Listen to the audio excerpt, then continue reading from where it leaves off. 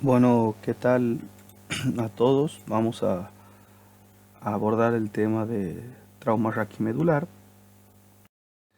Antes de empezar con el tema de traumatismo en sí mismo, vamos a hacer un repaso anatómico y fisiológico sobre médula espinal.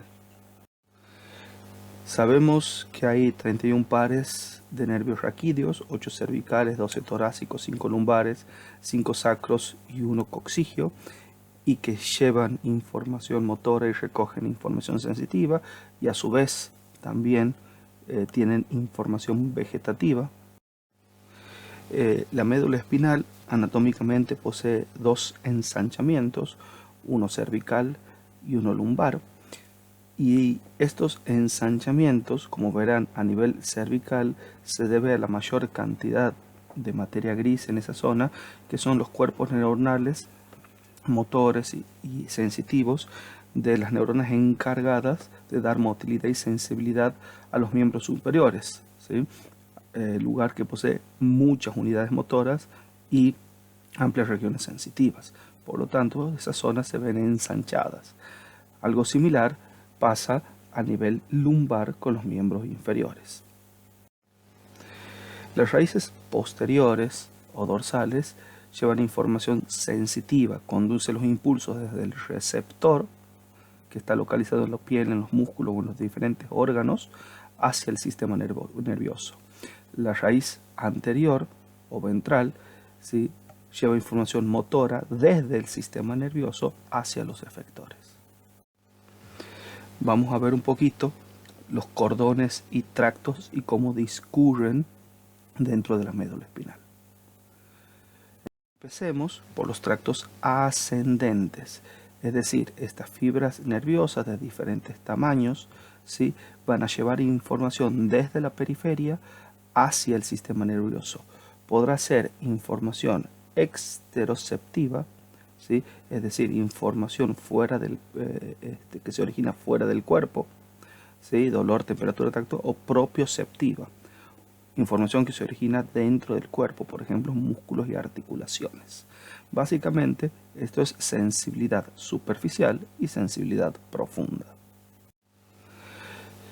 Entonces, los tractos ascendentes sensitivos, ¿sí?, los podemos dividir en sensibilidad superficial, tacto grosero, ¿sí?, y sensibilidad térmica y algésica, o sensibilidad profunda, propiocepción consciente, fascículos de Gold y de Burdach, delgado y cuneiforme, como quieran decirle, o sensibilidad o propiocepción inconsciente, los haces espinocerebelosos. El espino talámico lateral, ¿sí?, ingresa a la médula espinal, ¿sí?, por el fascículo, por el lado posterior, se decusa al lado contralateral y va a ascender por el lemnisco medial hacia el tálamo y después a la corteza somatosensitiva primaria. Este fascículo se lleva sensibilidad térmica y algésica.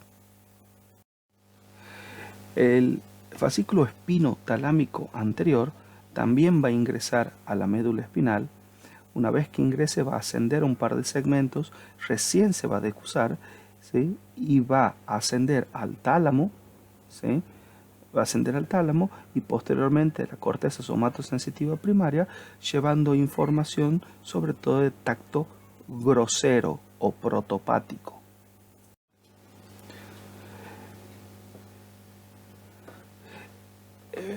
Los haces delgado y cuneiforme o Gold y Burdach ascienden por el cordón posterior.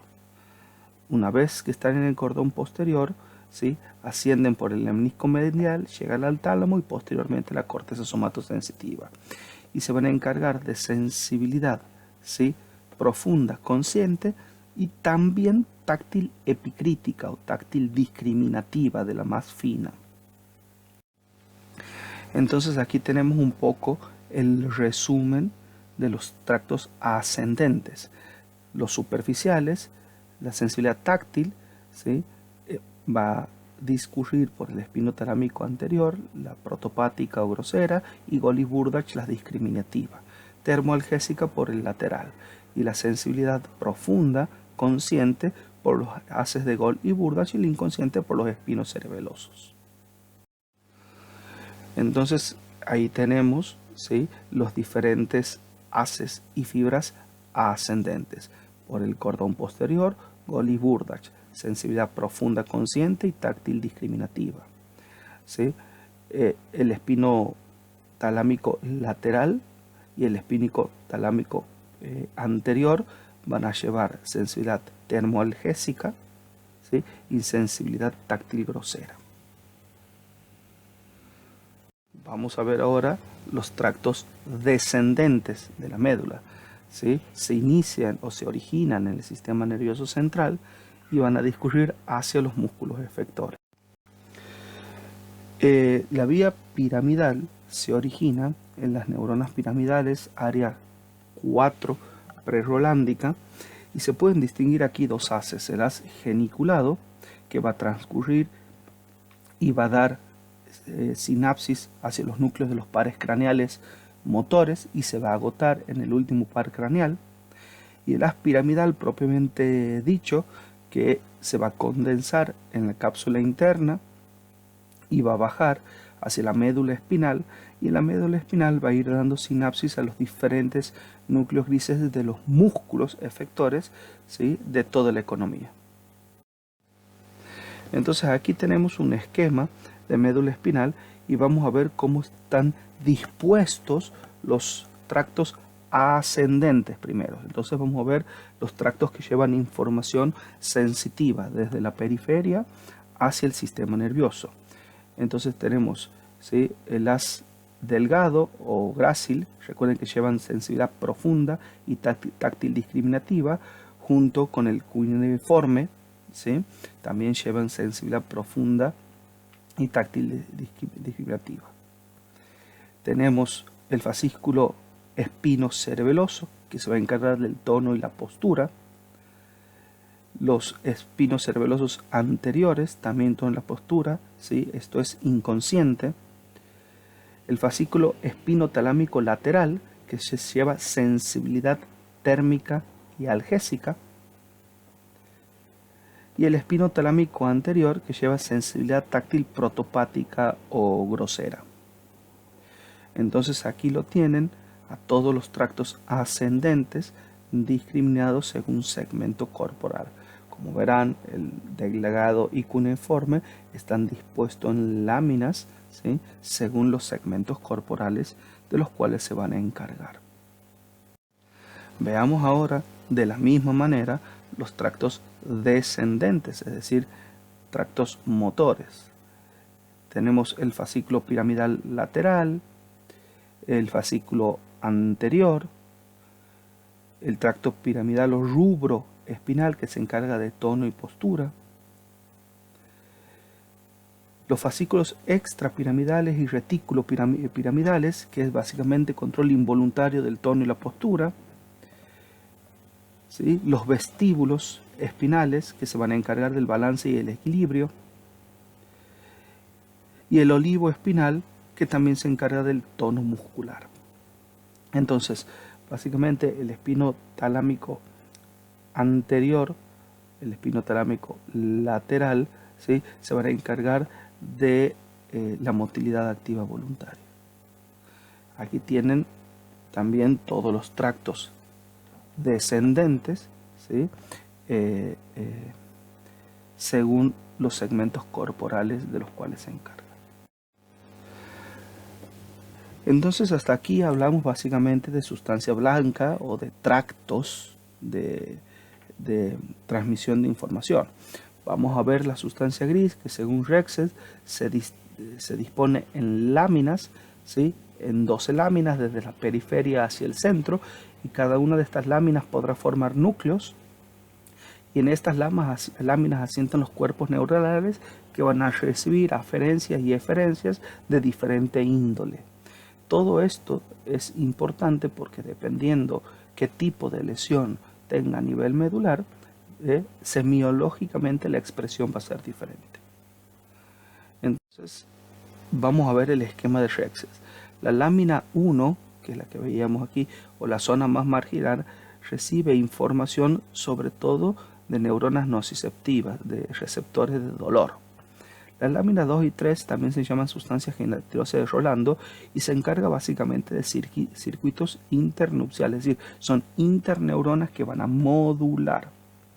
La lámina 4 conduce impulsos sensoriales pero no nociceptivos. La lámina 5, ¿sí?, lleva estímulos nociceptivos de fibras A delta y fibra C. La lámina 6 lleva estímulos no nociceptivos, fibras gruesas. Básicamente terminan aquí estaciones de estímulos propioceptivos de músculos y tendones. Las láminas 7, 8 y 9 ya están en la parte posterior, en el asta ventral, y contribuyen a los fascículos ascendentes para la nocicepción. La lámina 10, ¿sí?, son neuronas multisinápticas que se encargan de circuitos internupciales. ¿Cómo exploramos la médula espinal? No difiere mucho la exploración semiológica habitual. Es decir, habrá que ver motilidad, reflejo y sensibilidad, pero sí conocer los segmentos medulares que se encargan de estos. Es decir, en términos de motilidad, ¿sí?, de C1 a C6 se encarga de la flexión del cuello, de C1 a T1 extensión del cuello, C3, C4 y C5 colaboran, ¿sí?, en la actividad diafragmática, C5 y C6 movimiento de hombro, elevación de deltoides, ¿sí?, C6 flexión del bíceps, rotación externa y supinación, C7, C8 extensión de codo, básicamente tríceps, 7, 8 y T1 flexores de muñeca, C8 y T1, ¿sí?, algunos músculos de la mano. Entonces habrá que conocer un poco esto y después lo volcaremos a la escoracia. A nivel de las torácicas y lumbares, de torácica 1 a torácica 6 son los músculos intercostales, de torácica 7 a lumbar 1 músculos abdominales, lumbar 1, 2, 3 y 4 flexión de muslo, 2, 3 y 4 abducción de muslo, y las últimas lumbares con las sacras, extensión de la pierna y de cadera, básicamente el músculo glúteo mayor. Las lumbares 2, 3 y 4 se van a encargar de extensión de la pierna, es decir, activar el cuádriceps. L4, L5, S1 y S2, flexión de pierna sobre rodilla. 4, 5 y S1, flexión dorsal de pie. ¿Sí? Extensión de dedo gordo, L4, L5 y S1. ¿Sí? Flexión plantar del pie, fundamentalmente S1 y S2. Extensión de los dedos del pie, L5, S1 y S2. Entonces habrá que tener estos más o menos presentes, ¿sí?, para poder ubicarnos a nivel lesional. Recordar, ¿sí?, el lugar de integración de los reflejos, ¿sí?, del bicipital a nivel de C5, el radial al C6, tricipital C7, patelar L3, aquiliano S1, el bulbo cavernoso y los reflejos de piramidalismo habrá que buscarlo sistemáticamente.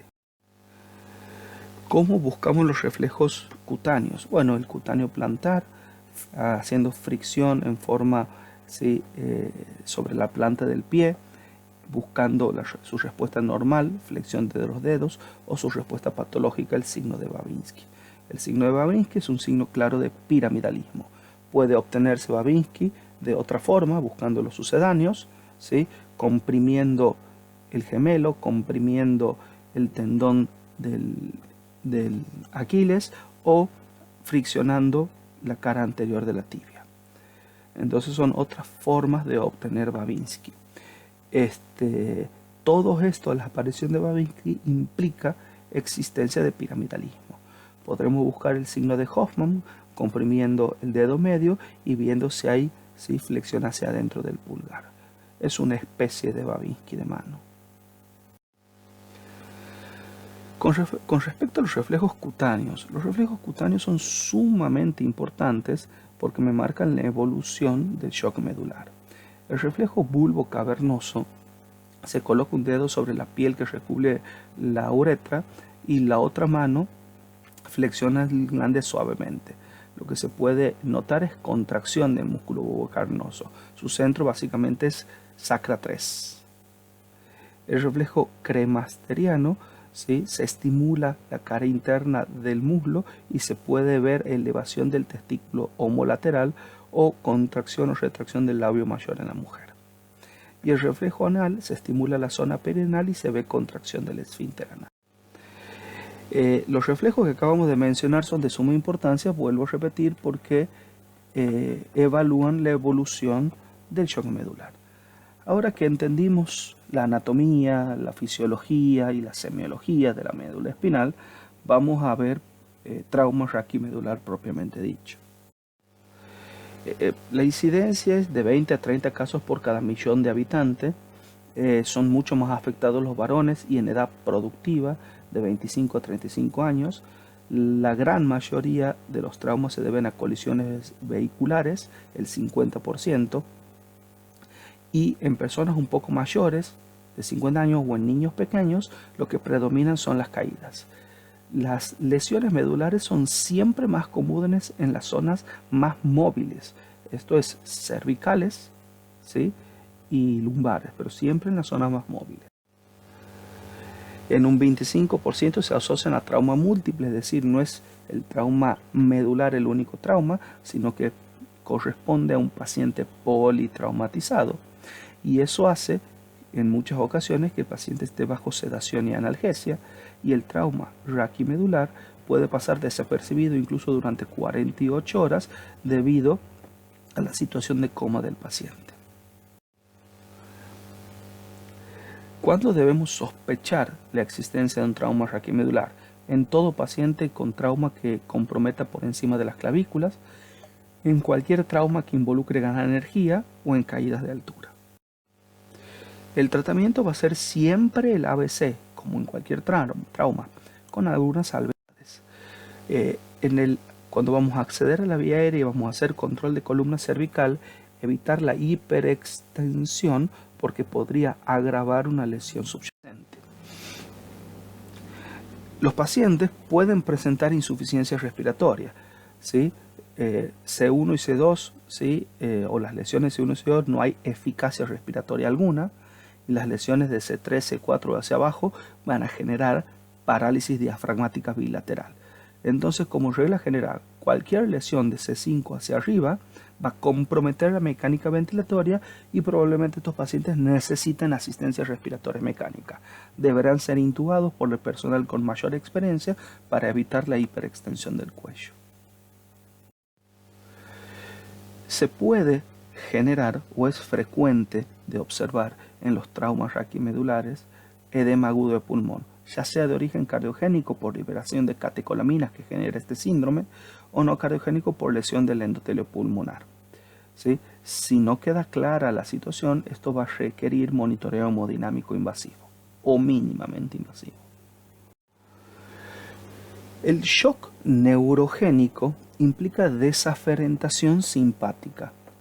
¿Sí? El sistema simpático se localiza a nivel cervical y a nivel sacro, y cuando hay lesión por encima de torácica 5 hay desaferentación simpática y por lo tanto esto genera una vasodilatación sistémica sin respuesta cardíaca esperable. Es decir, hay hipotensión por vasodilatación y hay bradicardia. ¿Cómo vamos a hacer la exploración?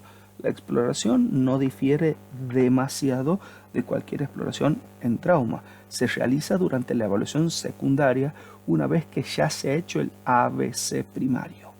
El paciente debe estar inmovilizado, ¿sí?, retirar el collar mientras alguien sostiene al paciente e inspeccionar toda la columna cervical.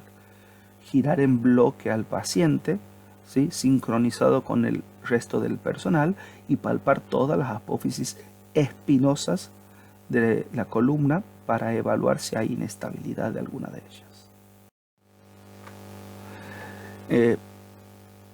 Vuelvo a repetir, La evaluación de la columna de la médula es una evaluación secundaria, exploración minuciosa de cabeza y pies. No olvidar que estos pacientes, al perder la sensibilidad, si tienen un trauma completo, no van a tener dolor y por lo tanto pueden enmascarar lesiones torácicas, lesiones abdominales, lesiones pelvianas que podrían ser pasadas por alto. Es frecuente que los abdómenes agudos en los pacientes con trauma raquimedular sean pasados por alto. Entonces, ¿sí? Prestar especial atención a estas situaciones. Desde el punto de vista de la exploración neurológica, ya algo dijimos, ¿sí? La idea es poder determinar el nivel lesional o el nivel de médula comprometida. Así que este examen debe ser exhaustivo y bien ordenado. Si el paciente tiene alteración del grado de conciencia o está sedado, la sensibilidad no podrá ser estudiada. Pero sí podemos estudiar los reflejos, sí podemos estudiar el tono muscular y sí podemos estudiar los reflejos cutáneos mucosos a nivel del perineo. Todo el examen físico lo vamos a volcar en el score estandarizado, el score ASIA, donde vamos a ver tanto del lado derecho como del lado izquierdo las características motoras y las características sensitivas. Entonces vamos a ver flexión y extensión de codo, apertura de los dedos, flexo-extensión de mano y vamos a ir tildando, y en el mismo score nos facilita para saber cuál es el área involucrada, ¿sí? De la misma forma, ¿sí? Vamos a usar el sistema de mapa o de metámeras medulares, ¿sí? Para obtener los lugares de anestesia, ¿sí? Zona que iremos marcando nuestro score. Entonces, usar este tipo de instrumento facilita mucho el examen físico. Posteriormente, vamos a usar la clasificación de Frankel, que es como un score de Asia resumido, donde lo dividimos en grado A, B, C, D o E. El grado A no hay función sensitiva y no hay función motora. Esto implica una lesión completa y son los de peor pronóstico, ¿sí? En el B, C, D o E las lesiones ya son parciales. Es decir, en Frankel B solo hay función sensitiva. En el C hay función sensitiva y la función motora existe, pero no es útil para marchar. En el grado D hay función sensitiva y la función motora permite la marcha, pero con ayuda. Y en el E la exploración es normal. Entonces es muy útil tener el score ASIA en la historia clínica y repetirlo para valorar evolución y clasificar según Frankel y ver cómo va evolucionando nuestro paciente. Porque si pasa de un Frankel C a un Frankel B, ¿sí? Básicamente es una emergencia y habrá que estabilizar esa columna.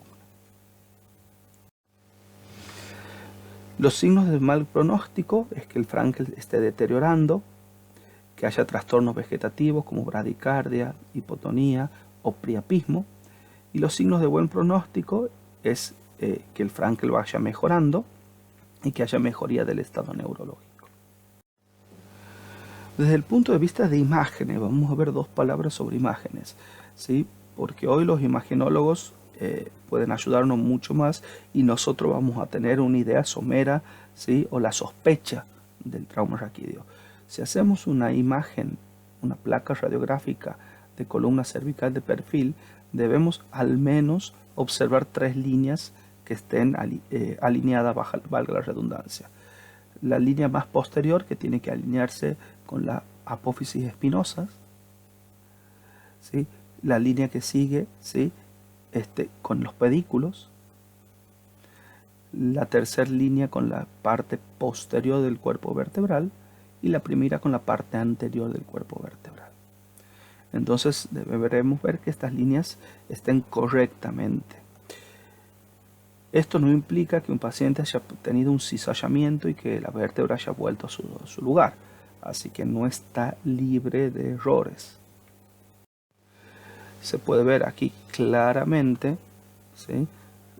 que hay una fractura en el cuerpo vertebral, y en esta, sin lugar a dudas, hay desplazamiento de la línea, ¿sí? Muy notoria. En esta resonancia magnética también podemos ver no solo acuñamiento y fractura de una vértebra, sino compresión a nivel medular.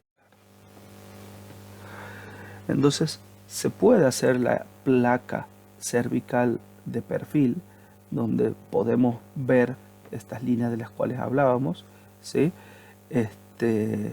Pero bueno, cuando hay traumas múltiples o alteración de la conciencia, se torna un poco más complicado.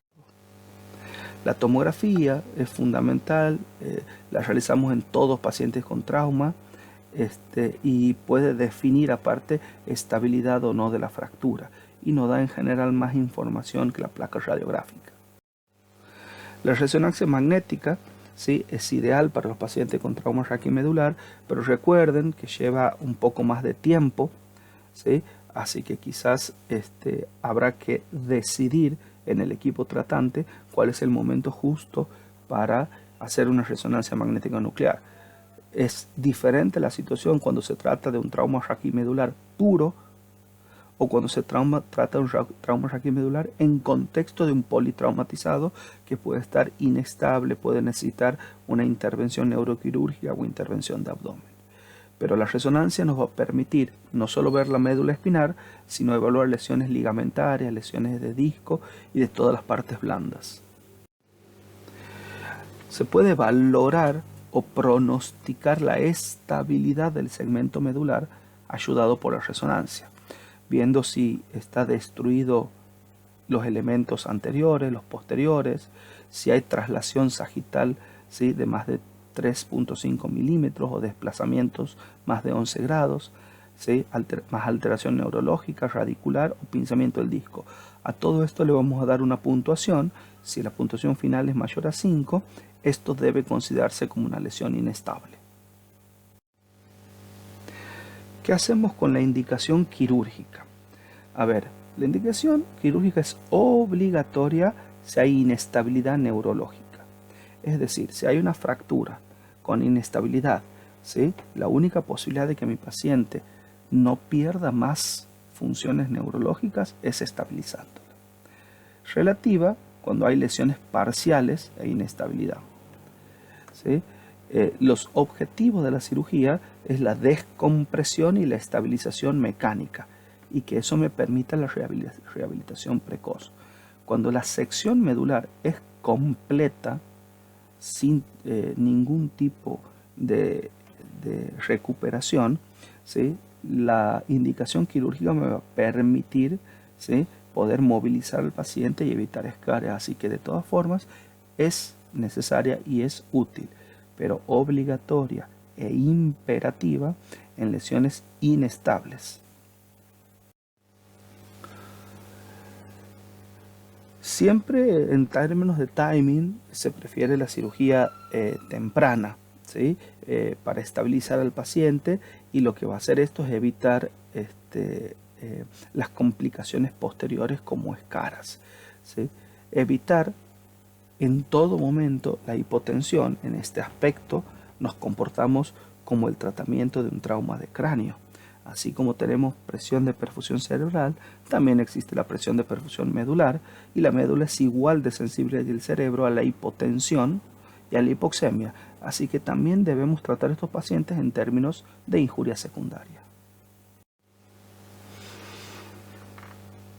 En los años 90, ¿sí?, y hasta el 97 se realizaron muchísimos estudios, entre ellos los más destacados los NACIS, el NACIS 2, el NACIS 3, donde comparaban el uso de glucocorticoides a dosis muy altas. El promedio de uso de metilprednisolona en estos pacientes era aproximadamente de 10 a 15 gramos en 24 o 48 horas. Entonces eran dosis realmente altas. Los estudios no estaban correctamente diseñados, por lo tanto tienen muchas críticas. Lo que podemos decir de los NACIS es que hay un beneficio estadísticamente significativo, pero no es clínicamente significativo.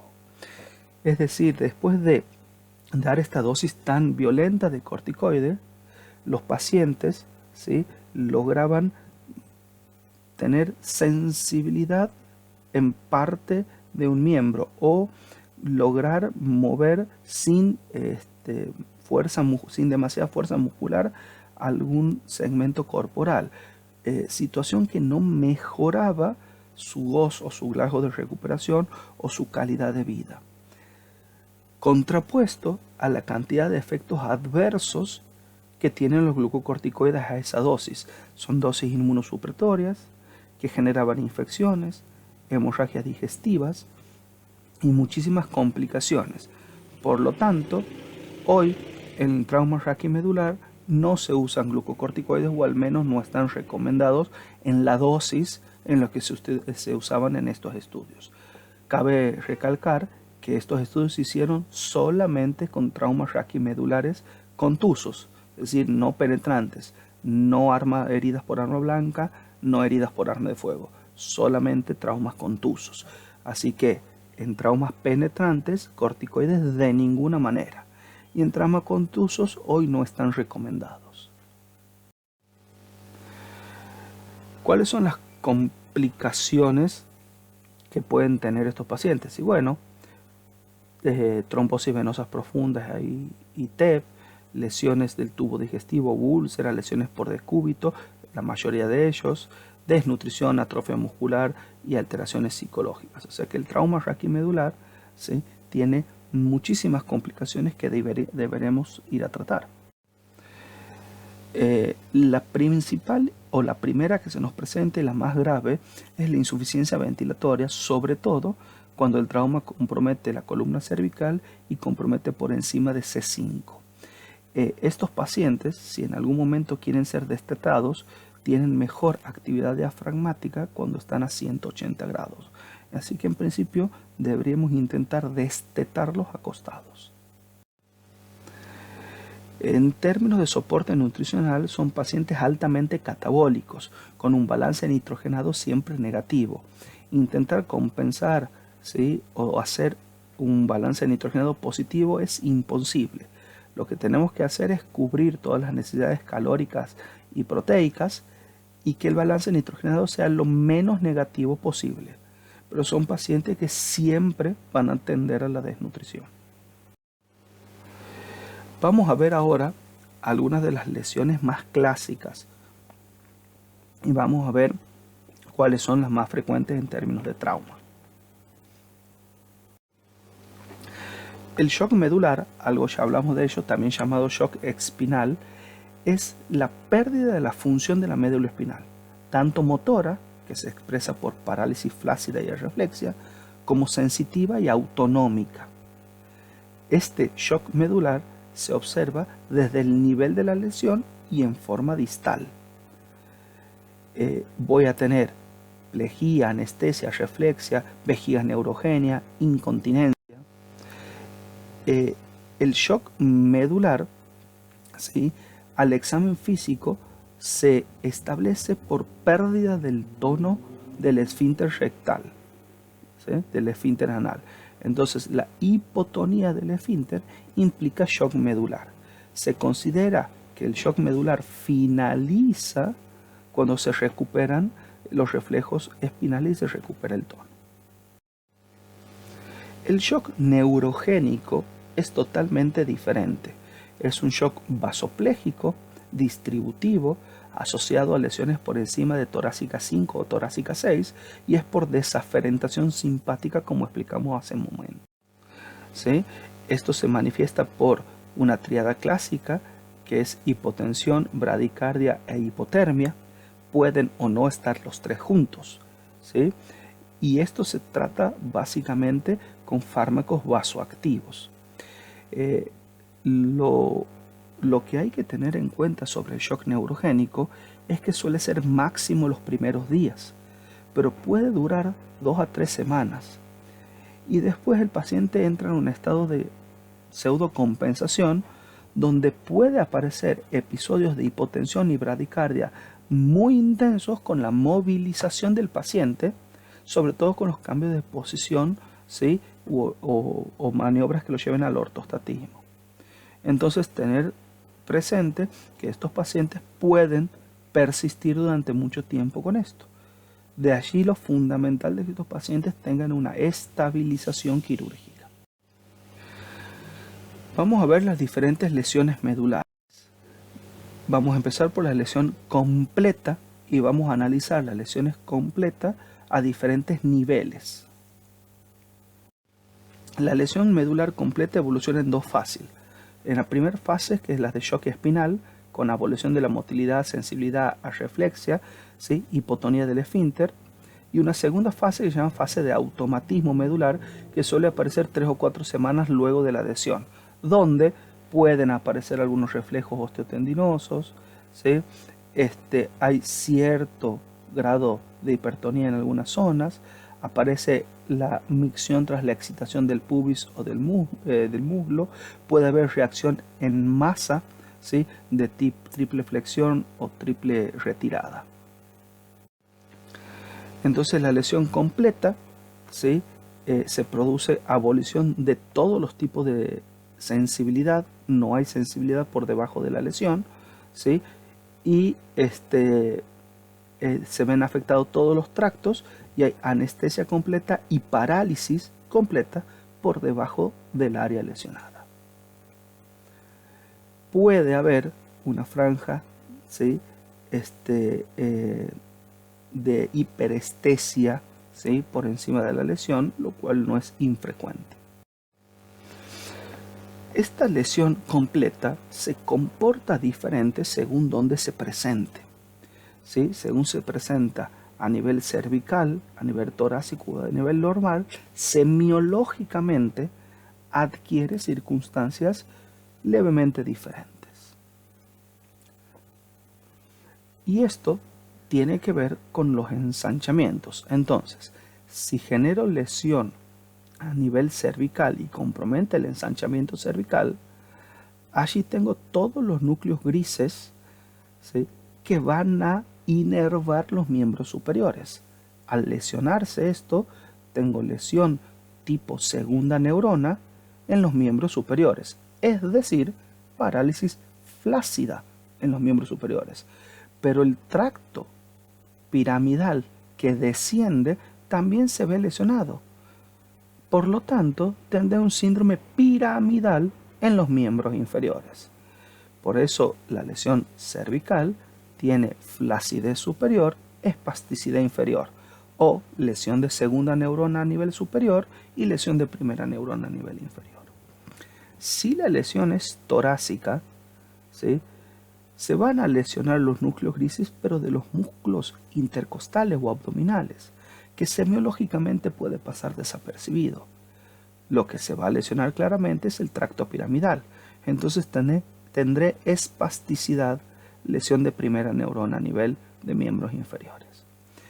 Y si se lesiona la parte o el ensanchamiento lumbar, lo que voy a tener es directamente flacidez en los miembros inferiores por lesión de segunda neurona. Entonces, todas son lesiones completas, pero en diferentes áreas anatómicas, ¿sí? Entonces, la que es a nivel cervical, recuerde, compromete los núcleos grises, entonces en los miembros superiores habrá parálisis flácida, pero compromete la piramidal. En todo el resto del cuerpo, de allí hacia abajo, habrá piramidalismo. La lesión de C3, hay pérdida completa de la función diafragmática. La lesión de C4 puede tener algún control de bíceps y hombro, pero débil. La lesión de C5, hay capacidad de usar hombros y bíceps, pero no manos y muñecas. La lesión de C6 generalmente conserva el control sobre las muñecas, pero no tiene funcionalidad completa de la mano. Y la lesión de C7 o T1 puede usualmente enderezar los brazos, pero aún conserva alguna destreza en el funcionamiento de las manos y de los dedos. Entonces, con este análisis grosero puedo tener alguna idea, ¿sí? De a dónde está el nivel de lesión. Como habíamos dicho, las lesiones torácicas van a generar paraplegia, ¿sí? En miembros inferiores y esta será de carácter piramidal. Si está comprometido de T1 a T8, habitualmente el control de las manos, ¿sí?, y de los músculos abdominales, del tronco, es muy difícil, ¿sí? Pero si está comprometido de T9 a T12, tiene un buen control de tronco. A nivel de la zona lumbar, ¿sí?, va a haber alteración del control de las piernas con parálisis flácida y también del sistema urinario y rectal. Vamos ahora a ver las lesiones incompletas. Aquí hay lesión de una porción de la médula que podrá comprometer más la sensibilidad o más la parte motora o algún tipo de sensibilidad. Algunas de estas lesiones no son comunes en trauma, algunos son más comunes en forma congénita, algunos son más comunes en lesiones isquémicas, ¿sí? Pero vamos a tenerlas en cuenta por si nos topamos con alguno de ellas. No vamos a analizar todos, vamos a analizar los más importantes: el síndrome centromedular, el síndrome anterior, el de síndrome de hemisección medular o de Bronze-Quart, el síndrome cordonal posterior y sí, el de cola de caballo y el de cono medular. Entonces empecemos el síndrome cordonal anterior. Lo que está lesionado es la parte anterior de la médula y puede ocurrir por una lesión isquémica, ¿sí?, por luxaciones o fracturas. Entonces, este síndrome es frecuente de verlo en pacientes traumatizados que han tenido latigazo. Es una lesión incompleta y por debajo de la lesión, ¿sí?, la función motora, la función de dolor, ¿sí?, y la temperatura se pierde. O sea, pierden la función motora y algo de sensibilidad superficial. Pero se conserva la propiocepción, ¿sí?, es decir, el sentido de los miembros en los espacios, la sensibilidad vibratoria o la palestesia. Entonces hay pérdida de la función motora, pérdida de la sensibilidad superficial, pero conserva la sensibilidad profunda o la propiocepción, ¿sí? Entonces, otro síndrome es el síndrome centromedular o siringomiélico. Este síndrome se ve casi exclusivamente en la región cervical y en general obedece a alteraciones congénitas y poco frecuente en trauma. Se produce una anestesia disociativa con pérdida de la sensibilidad térmica y dolorosa, pero se conserva la sensibilidad táctil. La verdad que no es frecuente de ver en trauma.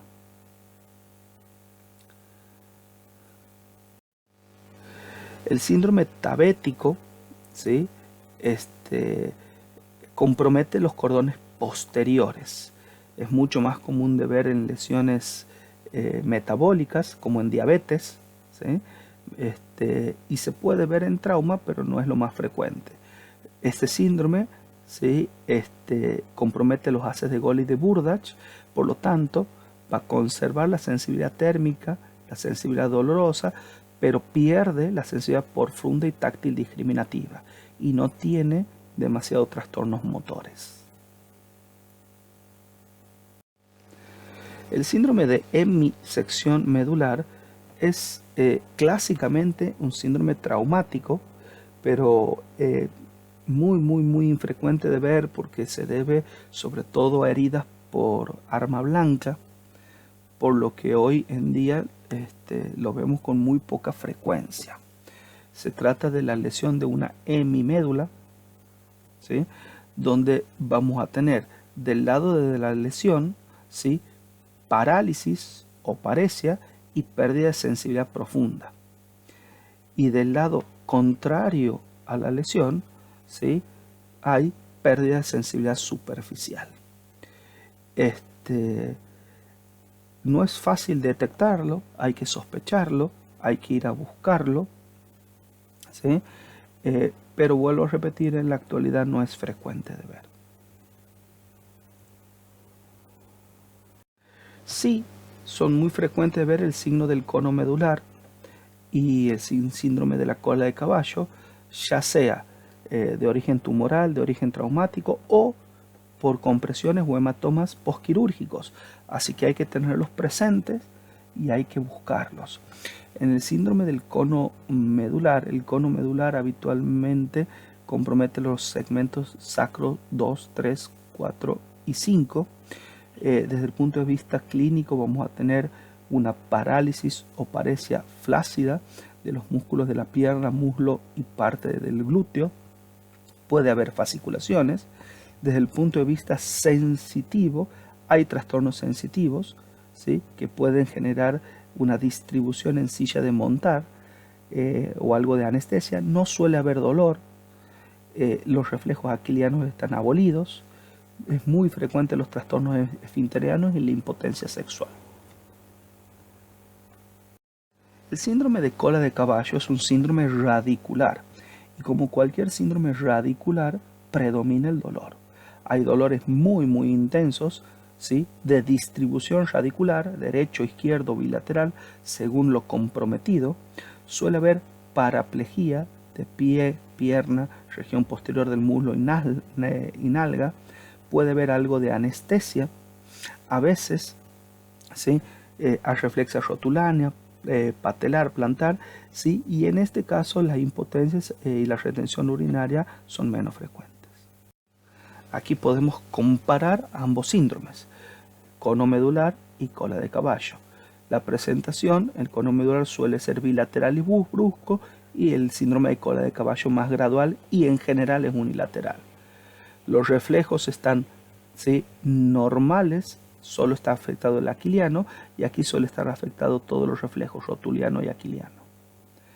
En términos de dolor, ¿sí?, el síndrome de cola de caballo tiene dolor radicular muy intenso y el síndrome de cono medular suele haber dolor menos severo.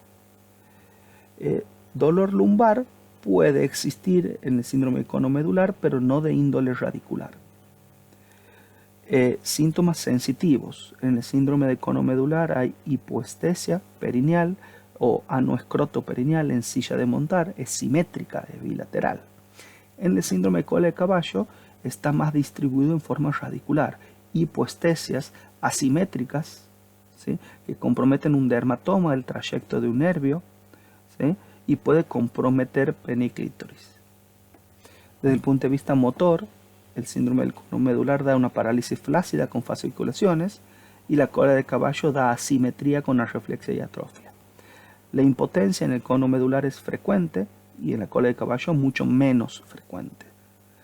Y en términos de disfunción esfinteriana, el síndrome de cono medular suele dar retención urinaria y fecal, ¿sí?, y en la cola de caballo es menos frecuente o tardía. Como conclusión final, recuerden, en el trauma raquimedular actualmente no usamos corticoides. Si hay una lesión inestable hay que hacer cirugía lo más precozmente posible, nutrir adecuadamente, evitar escara, revisar o reevaluar diariamente los déficits motores, sensitivos, los reflejos, categorizarlos en escoracia, en score de Frankel, para que todos hablemos el mismo idioma y podamos definir el pronóstico de este paciente. Muchísimas gracias.